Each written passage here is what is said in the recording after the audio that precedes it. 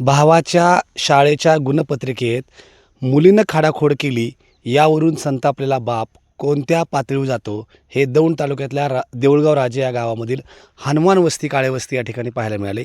माझ्या पाठीमागं जे तुम्ही पाहत आहात हे ते घर आहे की ज्या ठिकाणी अनामिका नावाच्या 9 वर्षाच्या मुलीला तिनं भावाच्या गुणपत्रिकेत खाडाखोड केली म्हणून चक्क झाडं कापायच्या मशीनने तिच्या गालावर, डोक्यावर, हातावर वार करत तिचा खून करण्यात आला आणि ते कृत्य कोणाला कळू नये म्हणून शांताराम चव्हाण या 33 वर्षाच्या नराधम बापानं हे घर पेटवून दिलं. तिचा मृतदेह कपड्यात गुंडाळला आणि कोणालाही कळू नये किंवा घर पेटलं आणि त्यामध्ये तिचा मृत्यू झाला असं भासवावं अशा हेतूनं त्यानं हे दुष्कृत्य केलं.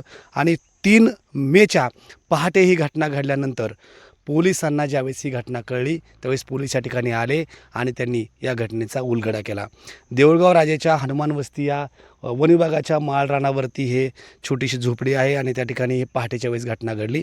त्यानंतर मुलीचा मृतदेह फॉरेन्सिक तपासणीसाठी ससूनला पाठवण्यात आला आणि त्यावेळी या गोष्टी समजण्यात आल्यानंतर पोलिसांनी गुन्हा दाखल केला. शांताराम चव्हाण आणि त्याच्यावर असलेल्या महिलेला अटक केलेली आहे, कारण या महिलेनं ही माहिती लपवली आणि पोलिसांना दिली नाही. या कारणावरून तिला देखील अटक केलेली आहे. पण या घटनेनं फक्त दौंड तालुकाच नाही तर संपूर्ण राज्यात ज्या चालू असलेल्या घटना आहेत त्या घटनांमध्ये एक घटना आणखी त्यामध्ये वाढल्यामुळं मोठी संतापाची लाट उसळलेली आहे. कारण एखादा बाप आपल्या मुलीच्या पोटच्या मुलीवरती कशा पद्धतीनं हे निर्घृण वार करू शकतो असा प्रश्न अनेकांना पडू शकतो. पण ही घटना माझ्या मागे असलेल्या ह्या झोपडीत घडलेली आहे.